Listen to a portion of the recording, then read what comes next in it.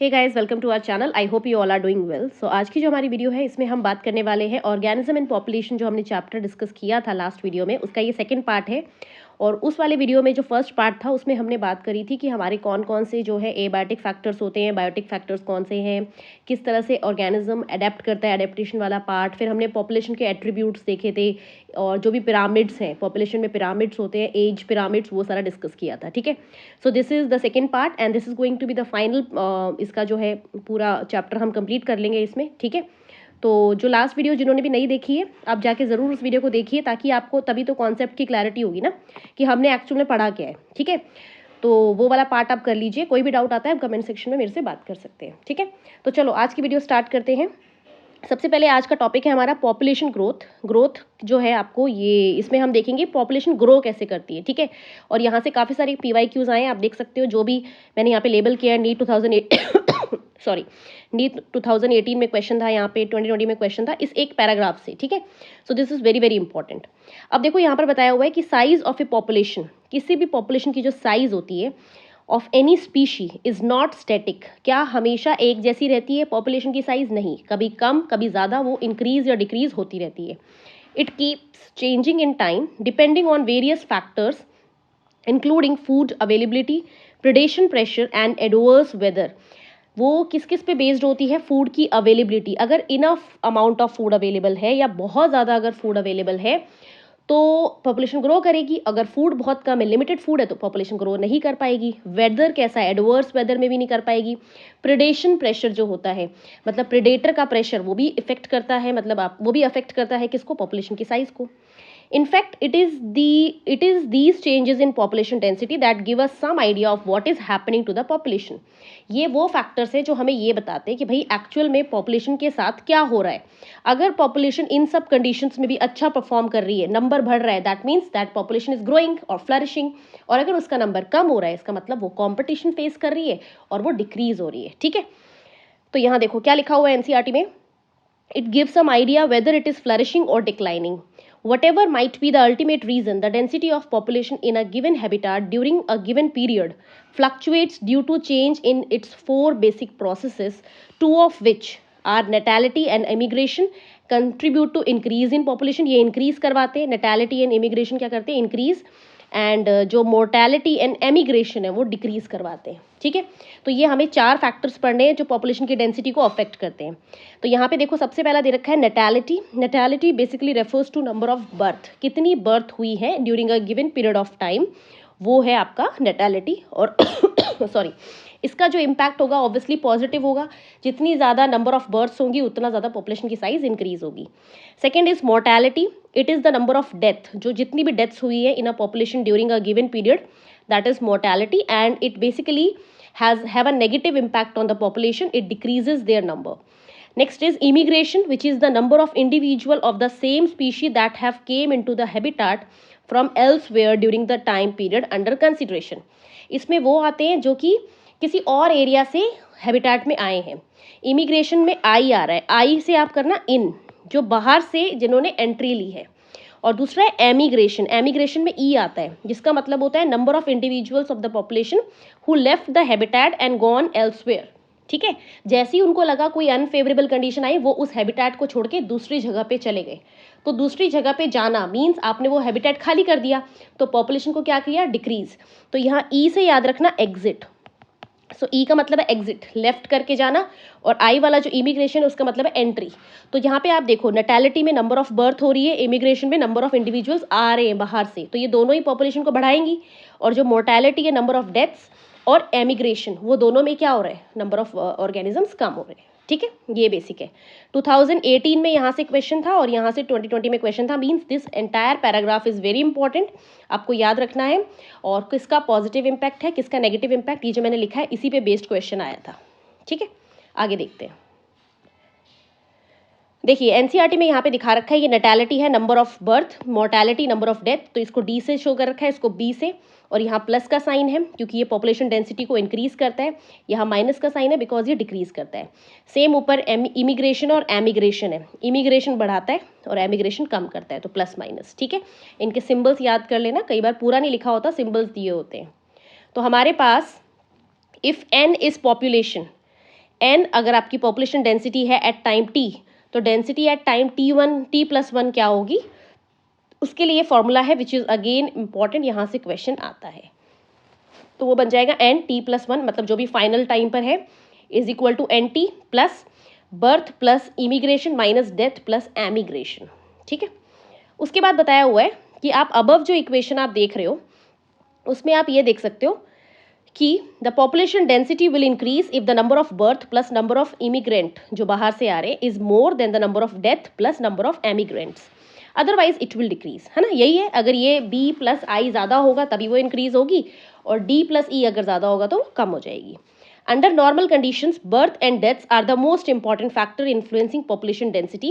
The other two factor assuming importance only under special condition. ये line भी NEET में आ चुकी है, दिस इज ऑल्सो इम्पॉर्टेंट कि भाई नॉर्मल कंडीशंस में तो हमारे पास क्या होता है बेटा, बर्थ या डेथ्स, इमिग्रेशन और एमिग्रेशन तो अंडर स्पेशल कंडीशंस ही हो रही है ना, वो हमेशा तो होती नहीं है। तो यहाँ पर आपको याद रखना है कि भाई बर्थ और डेथ जो है वो मेन है, ठीक है, और जो इमिग्रेशन और एमिग्रेशन है वो स्पेशल कंडीशंस में ही होती है। For instance, if a new habitat is just being colonized, immigration may contribute more significantly to population growth than birth rates.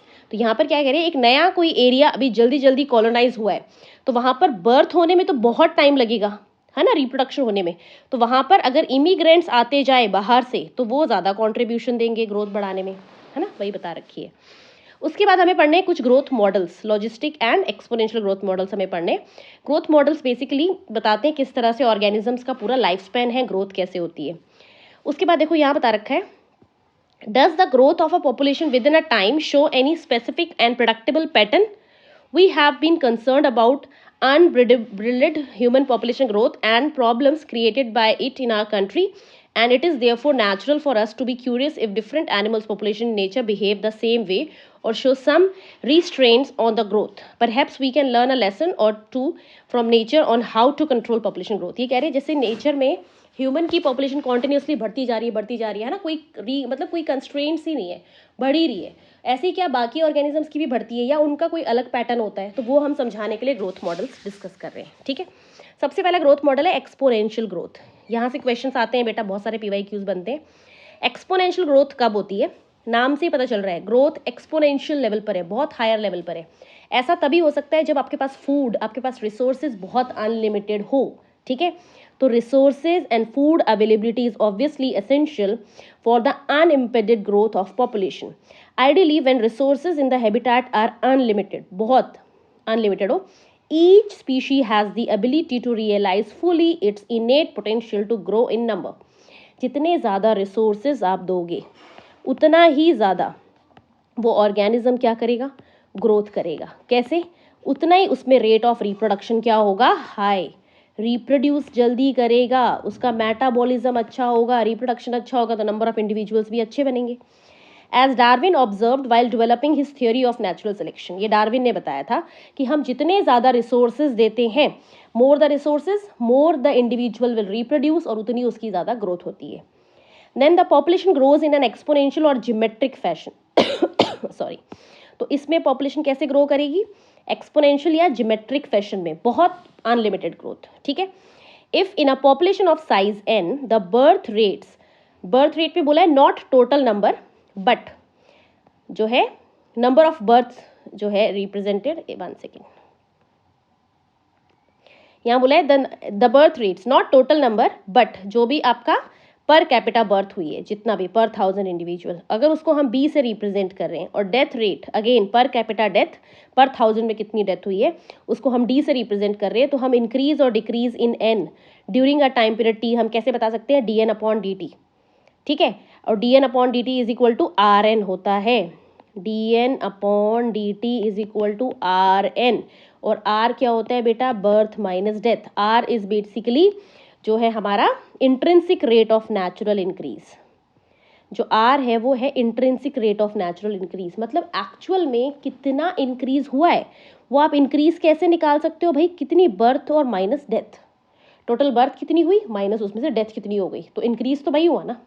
ठीक है, it is very important parameter chosen for assessing impacts of any biotic or abiotic factors on population growth, right. तो हम इससे पता लगाते हैं R से कि भाई पॉपुलेशन ग्रोथ हो रही है या नहीं हो रही है। उसके बाद ये पैराग्राफ आप लोग पढ़ लेना, दिस इज इम्पॉर्टेंट। यहाँ पे नॉर्वे रैट का दिया हुआ है, ह्यूमन पॉपुलेशन का दिया हुआ है आर, ये आर वैल्यू आपको पढ़नी है। To give you some idea about the magnitude of R values for the Norway rat, the R is 0.015, the flour beetle के लिए है 0.12, ठीक है। In 1981 the R value for human, 1981 में ह्यूमंस के लिए आर वैल्यू जो थी इट वाज 0.0205। उसके बाद आपको बोल रहे हैं कि करंट कितना है वो आप निकालिए, ठीक है। तो करंट वैल्यू जो है आपको क्या चाहिए, नंबर ऑफ बर्थ और डेथ पता होनी चाहिए। तो आप इस पर कोई भी डेटा आपको दिया रहेगा तब आपको निकालना होगा, number of death number of birth minus कर दोगे वो आ जाएगा आपका, ठीक है। तो 1981 में ये थी हमारी, और अब जो वैल्यू है वो अलग है, डिफरेंट है। The above equation describe the exponential और ज्योमेट्रिक ग्रोथ। तो हमारे पास जो इसका ग्राफ आता है ना वो ऐसा ग्राफ आता है, यहाँ देखो जो ग्राफ बनता है दिस इज दिस। जब आप रिसोर्सेज देते रहोगे तो अनलिमिटेड ग्रोथ होती है, ये ए वाला जो ग्राफ बता रखा है this is when resources are not limiting, तो उस टाइम पे हमें जे शेप्ड कर्व मिलता है, ठीक है। तो यहाँ पे लिखा है result in J shaped curve, और वो तो था आपका मतलब उसमें डिफरेंशिएशन के फॉर्म में, बट अगर आप इंटीग्रल फॉर्म में लेंगे तो आपकी इक्वेशन बनती है N T is equal to N naught e R T. अब ध्यान देने वाली बात ये है, कई बार वो बोलते हैं बताइए कि एक्सपोनेंशियल का डिफरेंशियल फॉर्म में, तो आपको करना है D N upon D T is equal to R N, और अगर इंटीग्रल फॉर्म में पूछेंगे तो आपको ये फॉर्मूला बताना है, ठीक है। यहाँ पर एन टी क्या है, population density at time T, N zero है एट टाइम जीरो, और आर होता है इंट्रिंसिक रेट, और ई है बेस ऑफ नेचुरल लॉगरिथम जिसकी वैल्यू 2.7 आपको याद रखनी है, ठीक है। ज़्यादा न्यूमेरिकल्स नहीं आते हैं इस पर, बस ये आता है कि भाई ये ग्राफ दे देंगे, ये पूछेंगे what is A what is B, तो ये पता होना चाहिए एक्सपोनेंशियल या लॉजिस्टिक, व्हाट इज़ के ये मैं आगे पढ़ाऊंगी अभी, या फिर आपको बोलते हैं एक्सपोनेंशियल का बताओ ये वाला क्या है, डिफरेंशिएशन वाला है या मतलब इंटीग्रल फॉर्म है, ऐसे पूछ लेते हैं, ठीक है। उसके बाद है कि अब ये कह रहे हैं कि any species growing exponentially under unlimited resources can reach enormous population density in a short time. बिल्कुल सही है, कोई भी अगर स्पीशी अंडर किस में है, अनलिमिटेड रिसोर्सेज में, तो बहुत जल्दी अपना क्या कर लेगी, बहुत कम टाइम पे मैक्सिमम पॉपुलेशन डेंसिटी अटेन कर लेगी। Darwin showed how even a slow growing animal like elephant could reach enormous number in the absence of checks.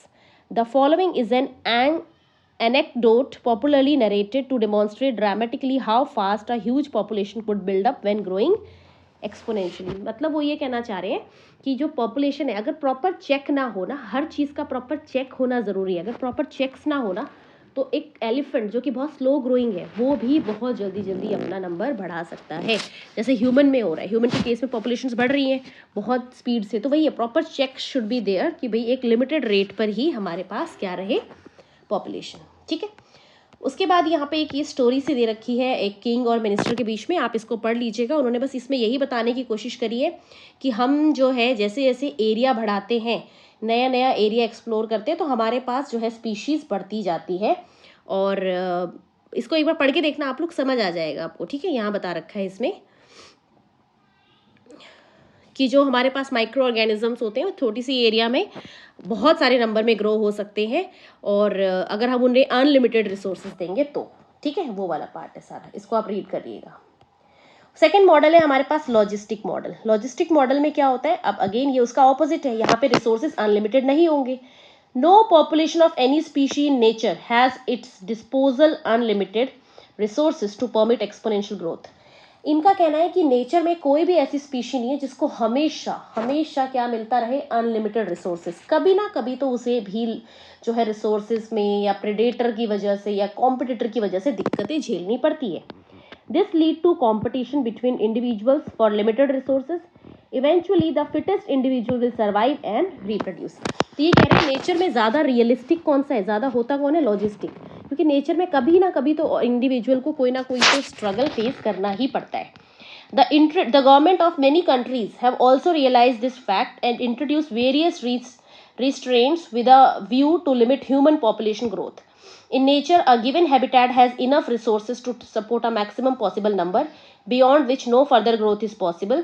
इसको हम कैरिंग कैपेसिटी बोलते हैं। ये कहते हैं हर एक नेचर में, हर एक इकोसिस्टम में, हर एक एनवायरनमेंट में एक एबिलिटी होती है, एक मैक्सिमम लिमिट होती है कि वो कितने इंडिविजुअल्स को सपोर्ट कर सकता है।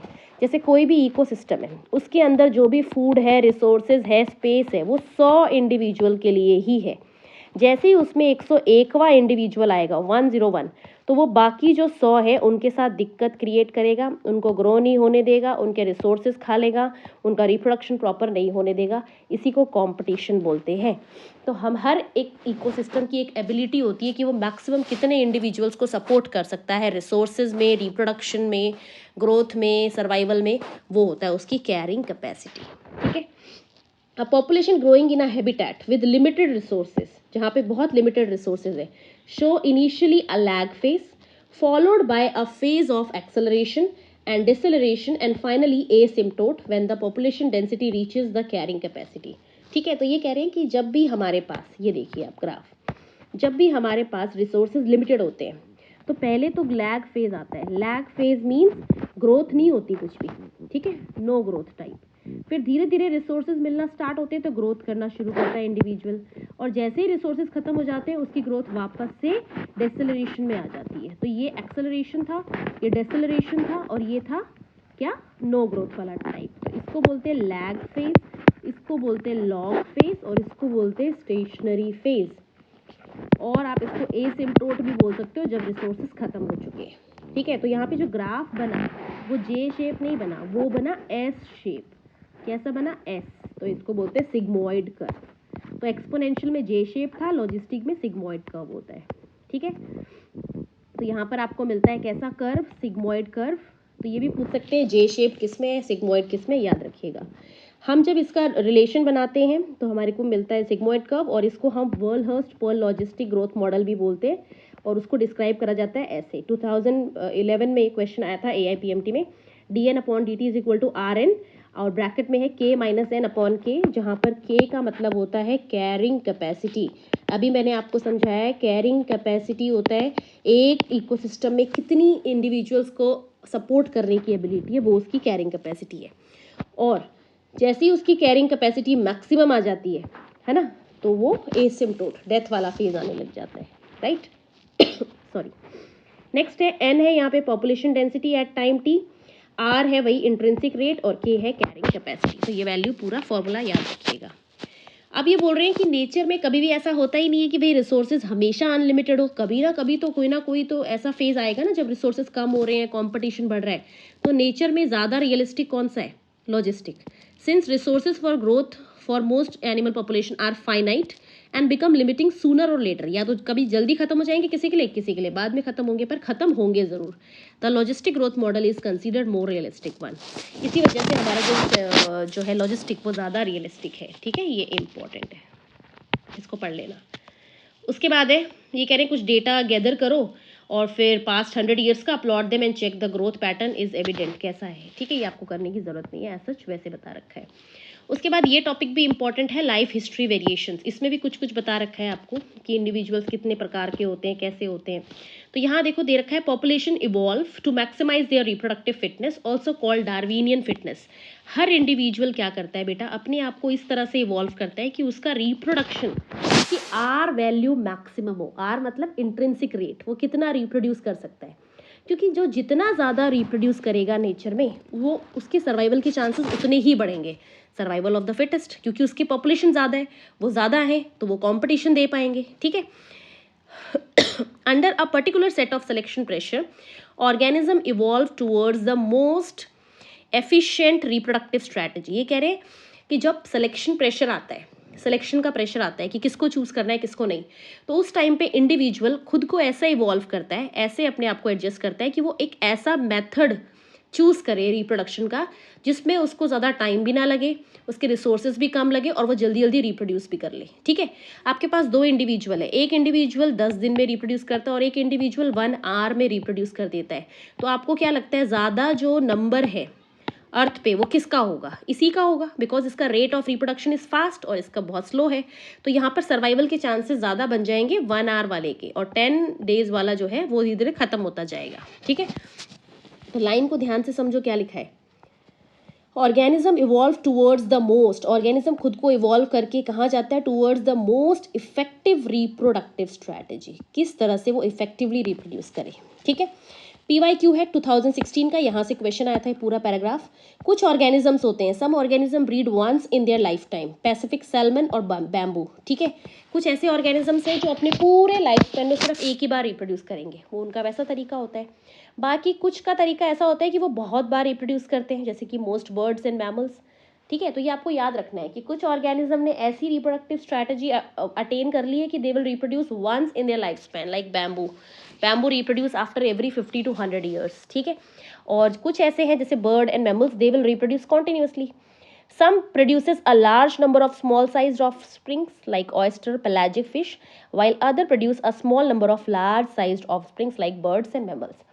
अब ये तो हो गया था ऊपर वाला रिप्रोडक्शन। उसके अलावा कई ऐसे हैं जो कि बहुत सारे इंडिविजुअल्स बनाएंगे पर छोटे छोटे इंडिविजुअल्स बनाएंगे।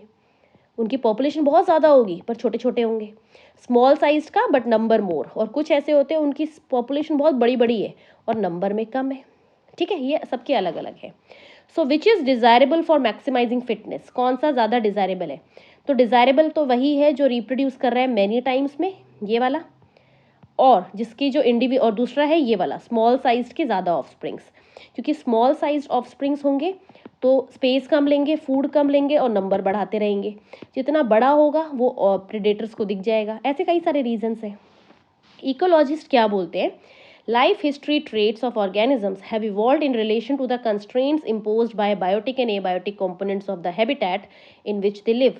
Evolution of life history traits in different species is currently an important area of research. वो ये कह रहे हैं किसी भी इंडिविजुअल का जो इवॉल्व करने का तरीका है वो सिर्फ बायोटिक पे नहीं, वो एबायोटिक फैक्टर्स पे भी डिपेंड करता है। मींस ऑर्गेनिजम्स आजकल अपने रिसोर्सेज के लिए इवॉल्व नहीं कर रहे कि भाई मुझे फूड ज़्यादा चाहिए, स्पेस ज़्यादा चाहिए। वो दूसरे ऑर्गेनिज्म से कैसे बचना है, उससे सुपीरियर कैसे बनना है, बायोटिक फैक्टर्स को कैसे डील करना है, वो सब भी दिमाग में रख के इवॉल्व करते हैं, ठीक है। ये है इसका मतलब।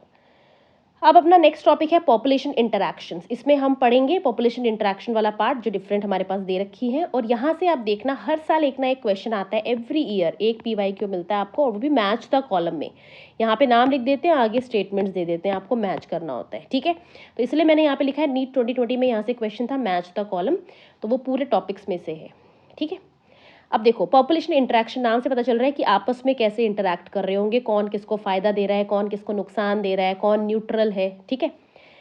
तो यहाँ पे देखो क्या बोला हुआ है, there is no such habitat and such situation even unconvinceable. इसका मतलब है ये कह रहे थे आपने कभी ऐसा देखा है कोई भी नेचुरल हैबिटेट है जिस which is inhibited by single species.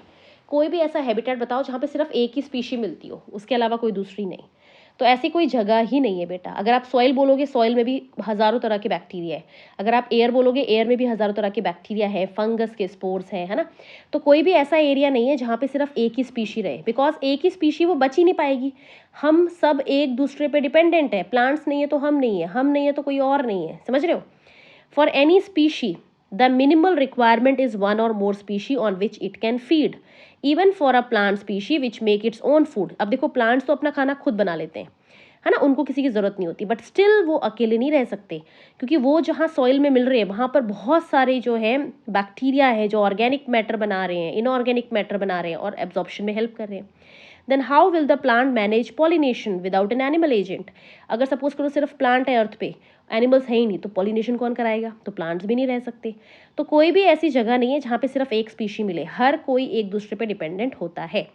It is obvious that in nature, animal, plants and microbes do not and cannot live in isolation but interacts in various ways to form a biological community.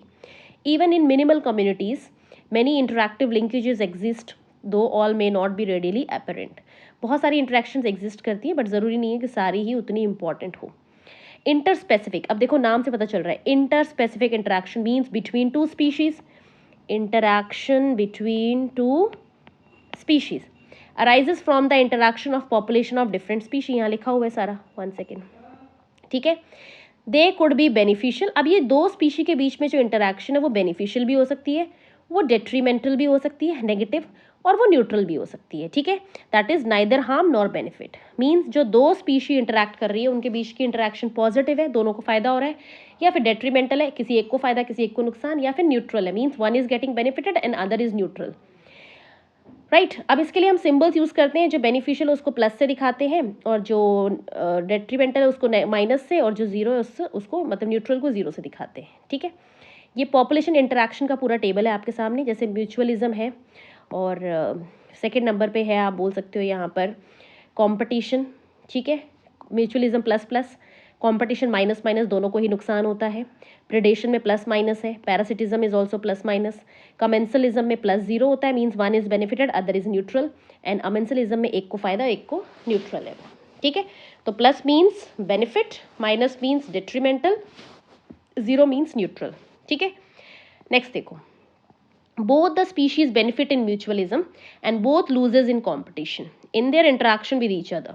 In both parasitism and predation, only one species benefits, parasite and predator respectively. ठीक है, and the interaction next बता रहे is detrimental to the other species, host and prey. तो ये कह रहे हैं mutualism में दोनों को फायदा, कंपटीशन में दोनों को नुकसान, प्रेडेशन और पैरासिटिज्म में एक को फायदा, जिसको फायदा है वो प्रेडेटर है या पैरासाइट है, और जिसको नुकसान है वो होस्ट है या प्रे है। The interaction where one species benefited and other is neither benefited nor harmed is commensalism, वो कमेंसलिज्म है। और amensalism on the other hand, one species harmed whereas other is unaffected.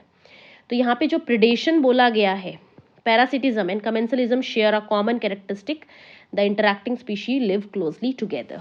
ठीक है, ये साथ में रहते हैं। राइट, अब हम पढ़ेंगे वन बाय वन सारे के सारे। जैसे फर्स्ट है प्रेडेशन। प्रेडेशन नाम से पता चल रहा है एक प्रे है एक प्रेडेटर है। ठीक है, यहाँ पे दिया हुआ है सबसे पहला कि भाई what would happen to all the energy fixed by autotrophic organisms if the community has no animals to eat the plants. क्या होगा अगर सारे एनिमल्स मर जाए और प्लांट्स है, तो प्लांट्स का बनाया हुआ खाने का एनर्जी का क्या होगा। You can think of predation as nature way of transferring energy to higher trophic levels and the energy fixed by plants. ये कहना चाह रहे हैं कि बेसिकली जो प्लांट्स को खाते हैं ना एनिमल्स, तो वो एनर्जी का ट्रांसफ़र कर रहे हैं। प्लांट्स के पास सारी एनर्जी है सन की, वो एनिमल्स में आती है, एनिमल से उसको किसी ने खाया उसमें आती है। When we think of predator and prey, most probably it is the tiger and the deer that readily come to our mind. But a sparrow eating any seed is no less a predator. ठीक है, sparrow अगर खा रही है seed को तो वो क्या है, हर्बीवोर हो गई type. Although animals eating plants are categorised as herbivores, उनको हम क्या बोलते हैं, herbivores, and though in broad ecological context not very different from predator. वैसे प्रेडेटर जैसे ही होते हैं, बहुत डिफरेंट नहीं होते। Besides acting as conduct of energy, ये कॉन्डक्ट ऑफ एनर्जी है, मीन्स एनर्जी का कंडक्शन करवाते हैं। Conduct of energy means conduction of energy एक ट्रॉफिक लेवल से दूसरे में। उसके अलावा भी इनके रोल है कि भाई ये प्रे की पॉपुलेशन को कंट्रोल में रखते हैं।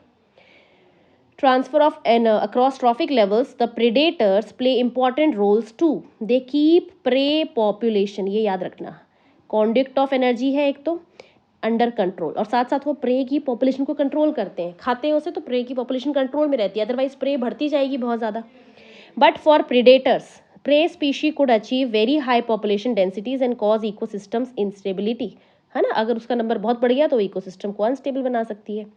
When certain exotic species are introduced, जब हम कोई exotic species को introduce करते हैं into geographical area, they become invasive and start spreading fast because the invaded land does not have its natural predator. जब भी बाहर से कोई exotic species, exotic मतलब जो हमारे यहाँ की ना हो, बाहर से आई हो, एक्जॉटिक स्पीशी हमारे कंट्री में आती है या किसी एरिया में आती है, तो वो बहुत जल्दी जल्दी अपना नंबर बढ़ाती है। क्यों? क्योंकि उसको मारने वाला उसका प्रेडेटर वहाँ नहीं होता है। राइट, इसके एग्जाम्पल्स आपको दे रखे हैं अब यहाँ पे, जैसे कि the prickly peer cactus introduced in Australia in 1920s caused havoc by spreading rapidly into millions of hectares of rangeland. Finally, the invasive cactus was brought under control only after a cactus feeding predator moth from its natural habitat was introduced into the country. पता है जो Australia है ना, वहाँ पर cactus बहुत ज़्यादा बढ़ गए थे, उन्होंने पूरे लैंड को कवर कर लिया। फिर हमने क्या किया, वहाँ से कैक्टस जो जहाँ से आया था ना, वहीं से उसको मारने वाला एक मॉथ जिसका नाम है कैक्टोब्लास्टोलिस कैक्टोरम, यहाँ लिख देती हूँ मैं, कैक्टोब्लास्टिस कैक्टोरम। वैसे ज़रूरत नहीं है इसकी, पर आप वैसे कर सकते हो इसको याद। 1 सेकेंड, कैक्टोब्लास्टिस कैक्टोरम, ये हम जो है इंसेक्ट मॉथ वहाँ से लेकर आए और फिर इसने पूरे कैक्टस को खाना स्टार्ट किया और उसको कम किया। ठीक है, बायोलॉजिकल कंट्रोल मेथड्स जो आप माइक्रोब्स वाले चैप्टर में पढ़ते हो। बायोलॉजिकल कंट्रोल मेथड्स भी हम अडॉप्ट करते हैं एग्रीकल्चर पेस्ट को कंट्रोल करने के लिए टू रेगुलेट प्रे पॉपुलेशन।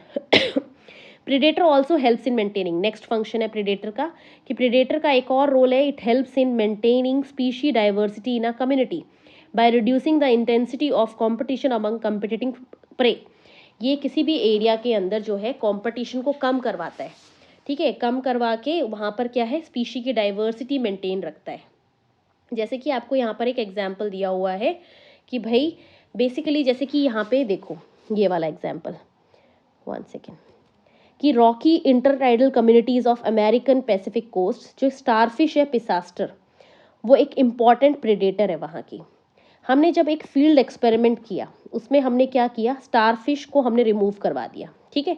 जो इंटरटाइडल एरिया होता है ना, 2 टाइड्स के बीच का एरिया, उस एरिया में वहाँ पर एक स्टारफिश मिलती थी पिसास्टर, हमने उसको एक्सपेरिमेंटली निकाला है, खुद से नहीं, एक एक्सपेरिमेंट में। तो हमने ये देखा कि more than 10 species of invertebrates become extinct within a year because of inter specific competition. इसको समझो, बहुत बच्चों को ये लाइन समझ ही नहीं आती, वो उसको गलत तरीके से इंटरप्रेट करते हैं। देखो हमने निकाला पिसास्टर को, जो वहाँ की बहुत बड़ी क्या थी, प्रीडेटर, जिसकी वजह से आपने क्या देखा, 10 स्पीशीज ऑफ इनवर्टिब्रेट्स खत्म हो गई, एक्सटिंक्ट हो गई। क्यों? क्योंकि जब ये प्रेडेटर हटा तो ये इसका जो प्रे था जिसको ये खाता था, जब ये हटा दिया हमने तो प्रे की पॉपुलेशन क्या हो गई, बढ़ना स्टार्ट। क्योंकि पहले वो प्रे पॉपुलेशन क्या थी, अंडर कंट्रोल, क्योंकि उसको पिसास्टर कॉन्टिन्यूसली खा रही थी तो प्रे बढ़ नहीं पा रही थी। बट जब हमने प्रेडेटर को निकाल दिया तो प्रे का नंबर बढ़ना स्टार्ट हुआ और फिर प्रे ने इन सबको खाना स्टार्ट कर दिया। बिकॉज बिफोर दैट पिसास्टर ने प्रे को रखा था कंट्रोल में और वो इनको भी कंट्रोल में खा रही थी, तो इनका नंबर एक्सटिंक्ट नहीं हो पा रहा था। पर जब हमने पिसास्टर को निकाला तो प्रे का नंबर बढ़ गया और उसने सारी इन्वर्टिब्रेट स्पीशीज़ को कंज्यूम कर लिया, ठीक है। उसके बाद बोला हुआ है कि अगर predator is too efficient and over exploits prey, then the prey might become extinct and following it the predator will also become extinct due to lack of food। तो हमेशा नेचर में ना प्रे और प्रेडेटर का जो relationship है वो ऐसा होना चाहिए कि भाई प्रेडेटर ज़्यादा भी वो ना हो हार्श, क्योंकि वो अगर पूरी प्रे को खा जाएंगे, प्रे खत्म, तो कुछ टाइम के बाद वो प्रे मर गया, उसका फूड ही मर गया, तो प्रेडेटर भी खत्म हो जाएगा। This is the reason why predators in nature are prudent. ये लाइन इंपॉर्टेंट है, जो प्रेडेटर्स हैं नेचर में वो कैसे हैं, prudent. Prudent means not so harsh, not so harsh, मतलब वो नॉर्मल होना चाहिए, बहुत ज़्यादा भी ओवर एक्सप्लॉइट ना करे और एक रेगुलेटेड लेवल पे ही अपने प्रे को रखे। Prey species have evolve various defence, this is also important. Prey ने आजकल अपने अंदर कई सारे डिफेंसेस इवॉल्व कर लिए हैं टू क्या करने के लिए, lesson the impact of predation, ताकि प्रेडेशन का इम्पैक्ट ज़्यादा ना पड़े उन पे। सम स्पीशीज़, जैसे कि इसमें बता रखा है, कुछ स्पीशीज़ ने क्या किया, of insect and frog are cryptically coloured हो चुके हैं, क्वेश्चन आ चुका है ये। Camouflage to avoid being detected easily by the predators, कई सारे प्रे ने क्या किया है, खुद को ना अपने प्रेडेटर से बचाने के लिए कैमोफ्लेज कर लेते हैं, मीन्स अपने बॉडी का कलर पैटर्न ऐसा कर लेते हैं कि प्रेडेटर को समझ ही नहीं आता वो क्या है, वो उसको इजीली डिटेक्ट नहीं कर पाता और वो बच जाते हैं, ठीक है। Some are poisonous and therefore avoided, कुछ कैसे होते हैं, पॉइजनस, और वो अपना कॉम्पिटिशन, अपना जो प्रेडेशन है कैसे अवॉइड करते हैं, उनको खाता ही नहीं है प्रेडेटर आके, क्योंकि वो पॉइजनस है, प्रेडेटर ही मर जाएगा। उसके बाद नेक्स्ट बता रखा है कि जो मोनार्क बटरफ्लाई है वो हाईली डिसटेस्टफुल है, उसमें टेस्ट नहीं होता बिल्कुल भी, तो उसका प्रेडेटर उसको खाता ही नहीं है, जो बर्ड है, because of a special chemical present in its body. Interestingly ये जो केमिकल है ये आया कहाँ से उस मोनार्क बटरफ्लाई में, the butterfly acquires this chemical during its caterpillar stage by feeding on a poisonous weed. जब ये कैटरपिलर के स्टेज में होती है ना, तो ये एक वीड को खाती है जहाँ से वो टॉक्सिन उसके अंदर आता है और वो केमिकल उसके अंदर आता है जो उसको हाईली डिसटेस्टफुल बना देता है, इसलिए उसका प्रेडेटर उसे खाता ही नहीं है, छोड़ देता है। साथ ही बता रखा है कुछ हर्बीवोर्स है are predators, in for plants herbivores are the predators. ये लाइन इंपॉर्टेंट है, nearly 25% of all insects are called phytophagous. जितने भी हमारे पास इंसेक्ट्स हैं उसमें से 25 ऐसे हैं, 25% जो कि प्लांट्स को खाते हैं। Phytophagous means feeding on plant SAP and other parts of the plant. अब आप बोलोगे ये कौन से इंसेक्ट है, आपने देखा होगा कभी किसी स्टेम में, कभी किसी क्रॉप के अंदर जो इंसेक्ट्स लगे हुए हैं, जैसे कि फॉर एग्जांपल ब्रिंजल में बहुत आपने कॉमन देखा होगा इंसेक्ट्स निकलते हैं, वही फाइटोफेगस होते हैं, ठीक है। The problem is particularly severe for plant because unlike animals they can not run away from their predator. Plants therefore have evolved an astonishing variety of morphological and chemical defenses against herbivores। अब जैसे animals को कोई खाने आए तो animals तो भाग जाए, पर प्लांट्स को कोई खाने आएगा तो प्लांट्स भाग नहीं सकता। तो उन्होंने ऐसे ऐसे मेथड्स डेवलप करे हैं अपने अंदर जो मॉर्फोलॉजिकल भी है, केमिकल डिफेंस भी है अगेंस्ट हर्बीवोर्स, जिसमें फर्स्ट आ जाएगा थॉर्न्स। थॉर्न्स बना लेते हैं अकेशिया, कैक्टस। एक्चुअल में कैक्टस में थॉर्न्स नहीं होते हैं, स्पाइंस होते हैं, ठीक है, बट यहाँ लिखा है तो कोई दिक्कत नहीं है, आपने पढ़ा है ना, स्पाइंस डेवलप कर लेते हैं जिससे कि उनको हर्बीवोर्स ना खाए। Are the most common morphological means of defence. अब ये तो मॉर्फोलॉजिकल हो गया, कुछ प्लांट्स में केमिकल्स भी बनता है। Many plants produces and store chemicals that make herbivore sick when they are eaten, inhibit feeding or digestion, disturb its reproduction and even kill it. तो कई ऐसे हैं हमारे पास जो मॉर्फोलॉजिकल, कैक्टस के अंदर जैसे स्पाइंस बन गए, और सिट्रस लेमन में थॉर्न्स, कांटे लग जाते हैं ताकि हर्बीवोर उन्हें खाए ना। और कुछ प्लांट्स ऐसे हैं जो अपने अंदर केमिकल डेवलप कराता है जो कि जैसे ही उसको हर्बीवोर खाने आता है ना वो मर जाता है, उसका रिप्रोडक्शन, उसका फीडिंग, डाइजेशन सब रुक जाती है, ठीक है। जैसे कि इसमें एग्जाम्पल है Calotropis. Calotropis growing in abundant fields, है ना। तो कैलोट्रोपिस जो प्लांट है ये एक हाईली पॉइजनस कार्डियक ग्लाइकोसाइड बनाता है। उसके वो क्या करता है, जैसे ही कैटल्स और गोट उसको खाती है वो मर जाती है, ठीक है। तो इसीलिए इस प्लांट को कोई भी खाना पसंद नहीं करता। A wide variety of chemical substance that we extract from plants on commercial scale, जैसे कि nicotine, caffeine, quinine, strychnine, opium, ये जो प्लांट्स में मिलते हैं, are produced by them actually as defence again grazer and browser. हम जो भी प्लांट से निकोटीन, कैफीन वगैरह लेते हैं ना, वो एक्चुअल में प्लांट क्यों बनाता है, तो अपने आप को हर्बीवोर से बचाने के लिए बना रहा है, और हम उसको अदर सेंसेस में यूज़ कर रहे हैं फिर, ठीक है। तो ये था पहला वाला, that is predation. Second is competition. Competition जो है हमारे पास वो वही है, जो दो इंडिविजुअल के बीच में कॉम्पिटिशन होगा, एंड उसमें फिर सर्वाइवल ऑफ द फिटेस्ट, जो बिल्कुल फिट होगा वो इंडिविजुअल सर्वाइव करेगा, ठीक है।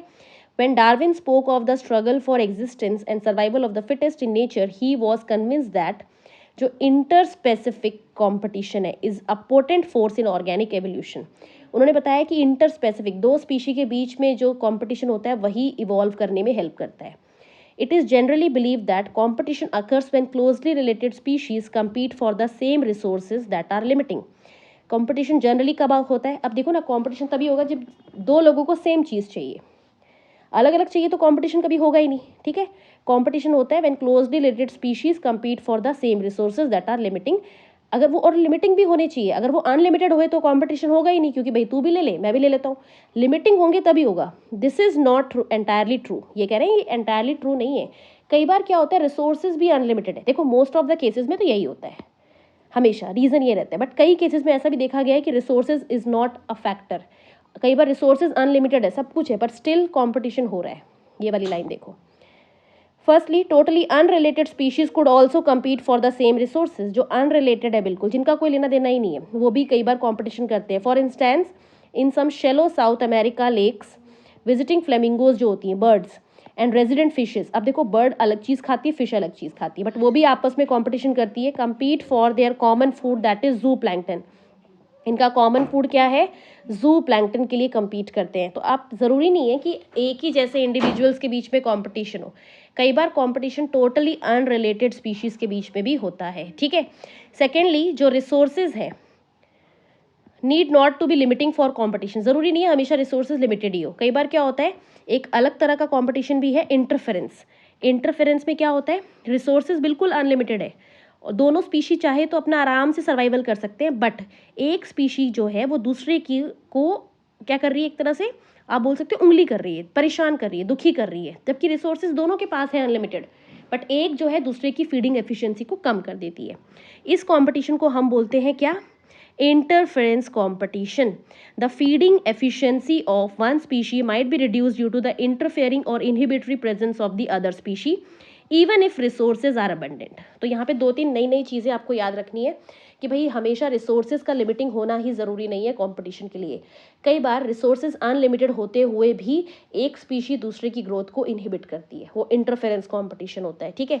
दूसरा यहाँ पे याद रखना है कि कई बार अनरिलेटेड स्पीशीज के बीच में भी कंपटीशन हो सकता है, जैसे कि विजिटिंग फ्लेमिंगोज एंड फिश, वो जू प्लैंक्टन्स को खाने के लिए करते हैं, ठीक है।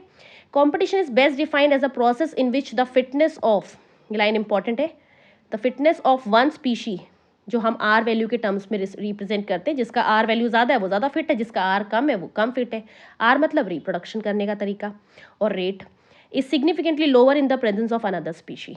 तो कभी भी दो स्पीशीज़ हैं, एक की आर वैल्यू दूसरे के रिस्पेक्ट में कम पड़ रही है, तो इसका मतलब है जिसकी आर वैल्यू ज़्यादा अच्छी है वो सुपीरियर है, जिसकी आर वैल्यू कम अच्छी है वो इन्फीरियर है ना। It is relatively easy to demonstrate in laboratory experiment, as Gauss and other experimental ecologists did. When resources are limited, कम होते हैं, competitively superior species will eventually eliminate the other. जब resources limited होते हैं बिल्कुल, तो जो superior है वो inferior वाली को हटा देती है, निकाल देती है.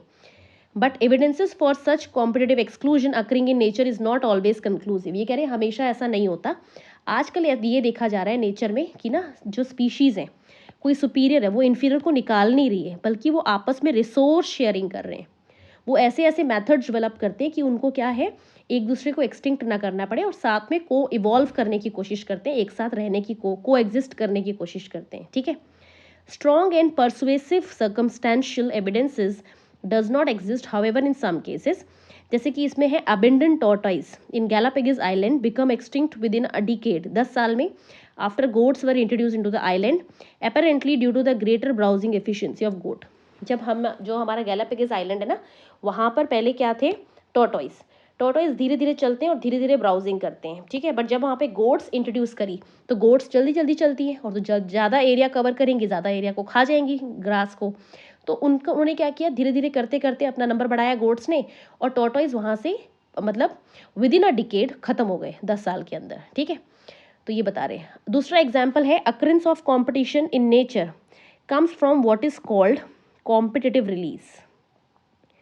कॉम्पिटिटिव रिलीज का मतलब होता है अ species whose distribution is restricted to small geographical area becomes because of the presence of competitively superior species is found to expand its distributional range dramatically when the competing species is experimentally removed. ये कह रहे हैं competition में एक competitive release factor भी होता है। Competitive release factor का मतलब होता है जो ये बताता है कि भाई इस एरिया में कंपटीशन हो भी रहा है कि नहीं। अगर आपको किसी भी एरिया में देखना है कि कंपटीशन चल रहा है कि नहीं, तो आप वहाँ से किसी सुपीरियर स्पीशी को निकाल दो। जब आप वहाँ से एक्सपेरिमेंटली सुपीरियर स्पीशी को निकाल देंगे तो आपको ऐसी ऐसी नई नई स्पीशी उभरती हुई दिखेंगी, ग्रो करती हुई दिखेंगी, जो पहले नहीं दिख रही थी। इसका मतलब अभी तक वो स्पीशी कंपटीशन एक्सपीरियंस कर रही थी। कौन उनको कंपटीशन दे रहा था, ये सुपीरियर वाला, और जब सुपीरियर वाले को ही निकाला तो अब उनका प्रेडेटर खत्म है ना, कंपटीशन खत्म, तो वो अब अपने आप को फ्लरिश करवाएंगी। इसको कॉम्पिटिटिव रिलीज बोलते हैं, ठीक है, कॉम्पिटिटिव रिलीज बोला जाता है इसको, राइट। तो कंपटीशन बहुत इंपॉर्टेंट पार्ट है। इसमें एक एक्सपेरिमेंट करा था इन्होंने, कॉर्नेल्स एलिगेंट फील्ड एक्सपेरिमेंट, जिसमें उन्होंने rocky sea coast of Scotland में देखा कि एक लार्जर और एक कॉम्पिटिटिवली सुपीरियर बार्नेकल है, बैलेनस। बार्नेकल्स होते हैं, आप गूगल कर सकते हैं, एक्वेटिक ऑर्गेनिजम्स होते हैं। वो डोमिनेट कर रहा था इंटरटाइडल एरिया को, and exclude the smaller Balanus barnacle कैथैलमस फ्रॉम दैट जोन। तो बैलेनस और कैथैलमस दो तरह के बार्नेकल्स थे, उसमें सुपीरियर था बैलेनस, तो उसने छोटे वाले इन्फीरियर को निकाल दिया वहाँ से। In general herbivores and plants appear to be more adversely affected by competition than carnivores. This line is also important कि भाई देखो herbivores में, plants में सबसे, और इनमें कार्निवोर्स में सुपीरियर कौन है, कार्निवोर। तो कार्निवोर कम कंपटीशन फील करेगा, और हर्बीवोर्स और प्लांट ज़्यादा कंपटीशन एक्सपीरियंस करेंगे, तो वो क्या होते हैं, इन्फीरियर। उसके बाद आता है गॉस का कॉम्पिटिटिव एक्सक्लूजन प्रिंसिपल। यहाँ से क्वेश्चन आया नीट में कि जो गॉस का कॉम्पिटिटिव एक्सक्लूजन प्रिंसिपल है, नाम से पता चल रहा है, कॉम्पिटिटिव एक्सक्लूजन प्रिंसिपल मीन्स जो इन्फीरियर है उसको एक्सक्लूड कर दिया जाएगा, बचेगा कौन, superior. States that two closely related species competing for the same resources should be same, अगर अलग अलग होंगे तो कोई फर्क ही नहीं पड़ेगा। कैन नॉट को एग्जिस्ट indefinitely, वो हमेशा साथ नहीं रह सकती। and the competitively inferior one will be eliminated eventually. This may be true if resources are limiting. ये कब true है? जब resources limiting है.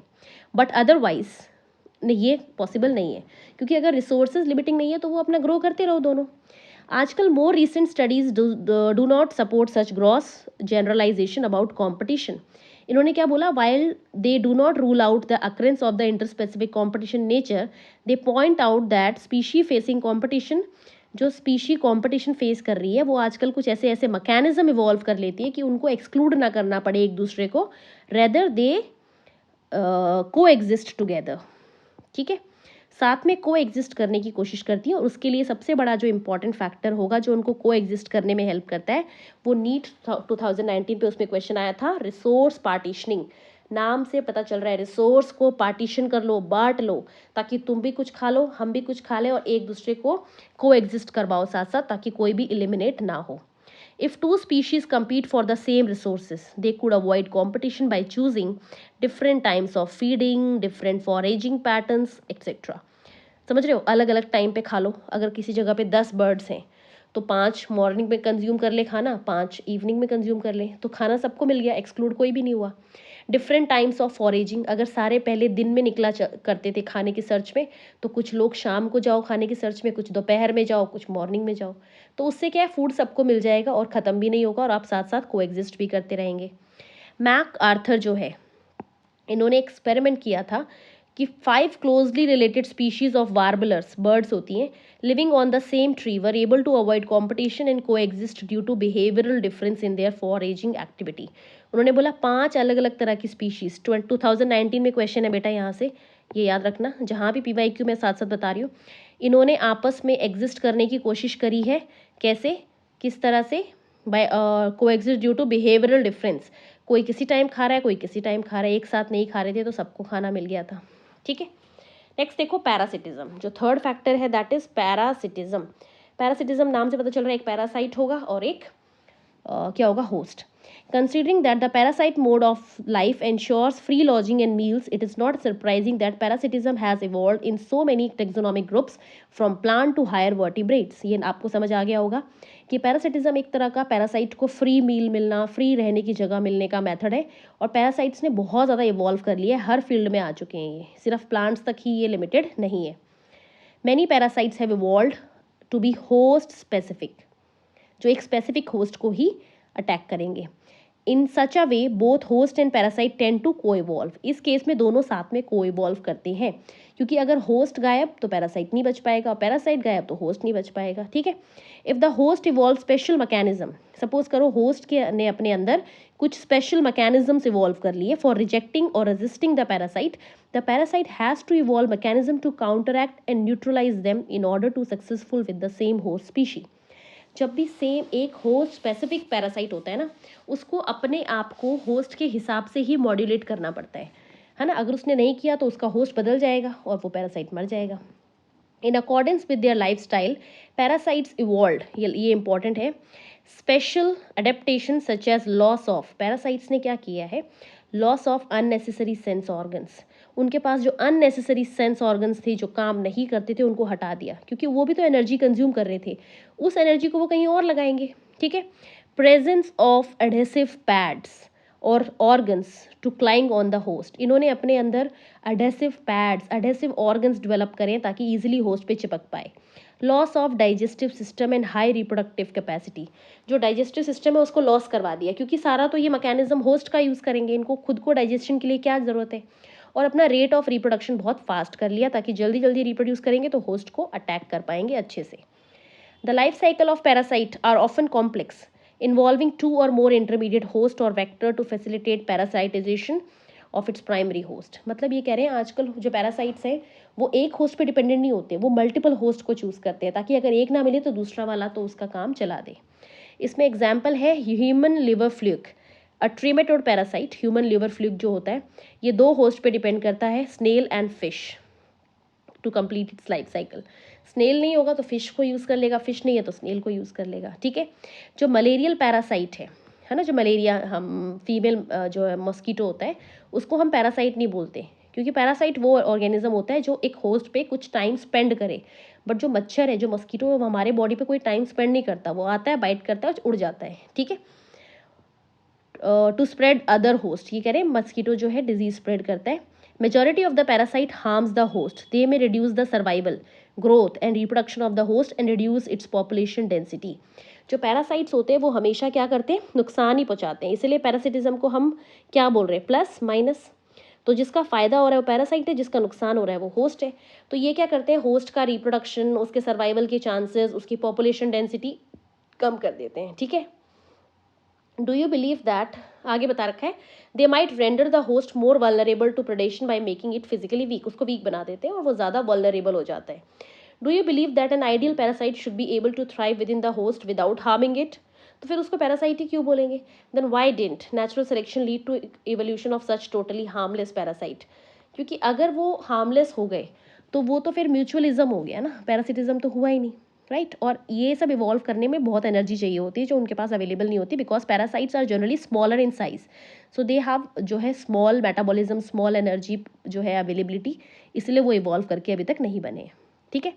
उसके बाद है parasites that feed on the external surface, उनको हम एक्टोपैरासाइट बोलते हैं। और जो पैरासाइट्स बॉडी के अंदर मिलेंगे वो है एंडो, ठीक है। The familiar example of this group, ectoparasites में कौन कौन आ जाएंगे, lice on human and ticks on dog. Many marine fishes are instead infested with ectoparasite, copepods भी होते हैं उनमें, ठीक है। उसके बाद है Cuscuta, Cuscuta a parasitic plant that is commonly found growing on hedge plants has lost its chlorophyll and leaves in the course of evolution. It derives its nourishment, जो भी अपनी nourishment है वो derive करता है from host plant which is parasitizes, जिसमें भी parasite बना होता है। तो आपने कस्कुटा देखा होगा, हिंदी में इसको अमर बेल बोलते हैं। ये ना दूसरे पेड़ों के ऊपर ग्रो करती है, मैं साइड में इमेज दिखा रही हूँ, आप देख सकते हैं कि अमर बेल है, ये दूसरे प्लांट्स के ऊपर ग्रो करती है। और इसमें क्या होता है कि ये पहले तो होती थी ग्रीन थोड़ी बहुत, अब ये बिल्कुल येलो हो चुकी है और ये पूरी तरह से दूसरे प्लांट पे डिपेंडेंट है, उसी से नरिशमेंट लेती है, उसी के ऊपर ये जो है क्या करती है, डिपेंडेंट होती है। तो earlier it was partial parasite because it was bit green, but now it has become completely yellow and it is dependent on किस पे, अदर होस्ट पे, हेज प्लांट्स, या फिर आप बोल सकते हो किस पे, मैंगो ट्री वगैरह पे होती है, ग्रो करती है। आप देख सकते हैं रोड साइड्स पे ना ग्रो हो जाती है दूसरे ट्रीज के ऊपर, ठीक है। उसके बाद है female mosquito is not considered as parasite, हम फीमेल मस्कीटो को पैरासाइट नहीं बोलते, क्यों, क्योंकि वो हमारे बॉडी में बिल्कुल भी टाइम स्पेंड नहीं करता। यहाँ पे आप लिख सकते हैं does not spend time on our या इन आर बॉडी, तो जो आता है सिर्फ बाइट करता है, उड़ जाता है, हमारी बॉडी के ना तो ऊपर रह रहा है ना बॉडी के अंदर, तो उसको पैरासाइट नहीं बोल सकते, ठीक है। इसके अलावा जो बॉडी के अंदर मिलेंगे पैरासाइट वो कौन से हैं, एंडोपैरासाइट, जैसे कि लिवर, फ्लूइड, किडनी और जो है डिफरेंट साइट्स पे लिवर, किडनी, लंग्स में और यहाँ मिलते हैं। The life cycle of endoparasite are more complex because of their extreme specialisation, ठीक है। ज़्यादा कॉम्प्लेक्स किसकी होती है, एंडो की। Their morphological and anatomical features are greatly simplified while emphasising their reproductive potential, उनका जो है मॉर्फोलॉजिकल वो काफ़ी सिंप्लीफाइड होता है, ज़्यादा नहीं होता, पर रिप्रोडक्शन थोड़ा सा कॉम्प्लेक्स होता है, right. Brood parasitism is important, यहाँ से भी नीट में क्वेश्चन आ चुका है, इसको हम लिख लेंगे PYQ, ठीक है। ये है बर्ड्स में देखा जाता है, जो बर्ड्स है ना ब्रूड पैरासिटिज्म शो करती है। A fascinating example of parasitism in which a parasitic bird जो है बेसिकली कुकू, वो अपने एग्स ले कर दिए in the nest of host, host होती है क्रो, ठीक है, and let the host incubate them, और होस्ट ही उसको इंक्यूबेट करता है, उनको जो है वार्मनेस प्रोवाइड करता है। During the course of evolution the egg of parasitic birds have evolve to resemble host egg in size and colour to reduce the chance of host bird detecting the foreign eggs and ejecting them from the nest. उसने ना, जो parasitic bird है कुकू, उसने अपने host, अपने eggs को इतना copy कर लिया है बिल्कुल क्रो के एग से कि क्रो उसको डिटेक्ट ही नहीं कर पाती कि मेरे एग्स हैं या किसी और के एग है, और वो उनको इंक्यूबेट करती रहती है, ठीक है। फिर यहाँ पे वही है, ट्राई टू फॉलो द, ये कह रहे हैं आप जाओ किसी कुकू कोयल को देखो, क्रो अपने नेबरहुड में, और देखो वो कैसे एग्स ले करते हैं, वो सब कुछ। तो आपको यहाँ पे याद रखना है पैरासिटिक बर्ड इज कुकू और होस्ट इज क्रो, ये याद रखना है, ठीक है। नेक्स्ट हमारे पास आएगा कमेंसलिज्म। कमेंसलिज्म मैंने बताया था जिसके अंदर क्या होता है, प्लस एक को फायदा दूसरा न्यूट्रल। This is the interaction in which one species benefits and other is neither harmed nor benefited, जिसमें एक एग्जाम्पल है orchid, growing as an epiphyte, epiphyte होता है जो दूसरे प्लांट्स पे ग्रो करते हैं, वो प्लांट जो दूसरे प्लांट्स पे ग्रो कर रहे हैं, ठीक है। On a mango branch barnacles growing on the back of whale benefits while neither the mango nor the whale drives the apparent benefit, ठीक है। तो यहाँ पर देखो जो मैंगो के ऊपर एक ऑर्किड ग्रो कर रहा है, ऑर्किड को फायदा है पर मैंगो को ना कोई फायदा ना कोई नुकसान है। सिमिलरली वेल के ऊपर जो बार्नेकल्स ग्रो कर रहे हैं उनको स्पेस मिल रहा है ग्रो करने का, पर वेल पे उसका कोई फर्क नहीं पड़ रहा, ठीक है। थर्ड इज कैटल इग्रेट जो होते हैं, है ना, कैटल इग्रेट्स होती है कुछ बर्ड्स जो कैटल्स के पीछे पीछे चलती है, ग्रेजिंग कैटल्स के, और जब कैटल्स चलती है तो वो ज़मीन में से ना इंसेक्ट्स बाहर निकालते हुए चलती है, तो ये उन इंसेक्ट्स को खाती हैं, कैटल इग्रेट। तो इनको तो इंसेक्ट्स मिल रहे हैं खाने को, पर कैटल को ना इससे कोई फ़ायदा हुआ ना कोई इससे नुकसान हुआ, ठीक है, राइट। ये आप देख लेना। The egret always forage close to where the cattle are grazing because the cattle, as they move, stir up and flush out some of the vegetation insects that otherwise might be difficult for the egrets to find and catch. Another example of commensalism is interaction between किस के बीच में, sea anemone that has stinging tentacles and the clownfish that lives among them. एक और example बोल रहे हैं sea anemone के बीच में और clownfish। तो सी एनिमोन जो होता है ना वो बहुत ही उसकी ह्यूज बॉडी होती है, टेंटिकल्स होते हैं, और क्लाउन फिश क्या होती है छोटी सी, वो उनके बीच में वहाँ पे ग्रो करने लग जाती है ना, मतलब उसमें ट्रेवल करती है, तो क्या होगा जो अपने प्रेडेटर्स हैं उनसे बच जाएगी क्लाउन फिश, क्योंकि उसके प्रेडेटर्स देखेंगे इतने ह्यूज टेंटिकल्स वो उसके पास ही नहीं आएंगे, ठीक है। The fish gets protection from predators while stay away from the stinging tentacles. The sea anemone does not appear to derive any benefit from this association. ठीक है, सी एनिमोन को कोई फायदा नहीं है, कोई नुकसान नहीं है, उसकी तो बॉडी वैसी है, उसको तो कोई फर्क ही नहीं पड़ रहा, ठीक है। Next is mutualism. म्यूचुअलिज्म ये बहुत इंपॉर्टेंट है, यहाँ से बहुत बार क्वेश्चन आ चुके हैं म्यूचुअलिज्म में, वेरी वेरी इंपॉर्टेंट, आप इसे टिक कर सकते हैं, ठीक है। इसमें क्या होता है, इट इज़ एन इंटरेक्शन, यहाँ पे दोनों को फायदा है, plus plus interaction that confers benefit to both the species, जिसमें एक एग्जाम्पल आएगा लाइकन। लाइकन होता है symbiotic association between algae and fungus, है ना। तो एल्गी को क्या मिलता है, स्पेस रहने का, वाटर मिनरल, और फंगस को क्या मिलता है, फूड। माइकोराइजा भी एक एग्जाम्पल है इसका, जो कि फंगस और रूट्स ऑफ हायर प्लांट्स का होता है। फंगस को जो है हेल्प करता है वाटर मिनरल एब्जॉर्प्शन में, और प्लांट्स को वाटर मिनरल मिल जाते हैं, और प्लांट को मतलब फंगस को क्या फ़ायदा है, उसको शेल्टर मिल जाता है, उसको स्पेस मिल जाती है रहने की, और फूड मिल जाता है, ठीक है। यहाँ लिखा है सब कुछ। The most spectacular and evolutionary fascinating example of mutualism is found in plant animal relationship. जो प्लांट्स है ना, they need the help of animals for pollinating their flowers and dispersing their seeds. Animals की क्या ज़रूरत होती है plants को, कि पॉलिनेशन करवाएंगे भाई, उनकी सीड्स को डिस्पर्स करेंगे, कोई भी एनिमल फ्रूट खाएगा तो उसकी सीड्स इधर से उधर जाएंगी। Animal obviously have to paid fees for the services that plant expect from them. Plants offer rewards or fee in the form of pollen and nectar. Animals को भी तो कुछ चाहिए होता है, तभी तो उसके पास आते हैं, वो ऐसे तो आते ही नहीं है। तो एनिमल्स आते हैं नेक्टर के टूवर्ड्स, पॉलन के टूवर्ड्स, जूसी न्यूट्रिशियस फ्रूट्स को खाने के लिए, ठीक है। But the mutually beneficial system should also be safe guard against cheaters. कुछ ऐसे भी होते हैं जो चीटर्स होते हैं, सिर्फ खा के चले जाते हैं बट पॉलिनेशन नहीं करवाते, सीड डिस्पर्सल नहीं करते, वो बता रखा है, ठीक है। अब यहाँ पे बोल रहे हैं कि प्लांट एनिमल इंटरेक्शन जो होती है ना, वो हमेशा को एवोल्यूशन को सपोर्ट करती है। मीन्स अगर प्लांट ने अपने अंदर कोई चेंजेस ले आया तो एनिमल को भी वो चेंजेस लाने पड़ेंगे, अदरवाइज या तो वो डिटेक्ट ही नहीं कर पाएगा उसे, या फिर वो पॉलिनेशन नहीं करवा पाएगा, ठीक है। तो जो भी म्यूचुअलिज्म होता है उसमें ना हमेशा को इवॉल्व करते हैं। The evolution of flowers and its pollinator species are tightly linked with one another.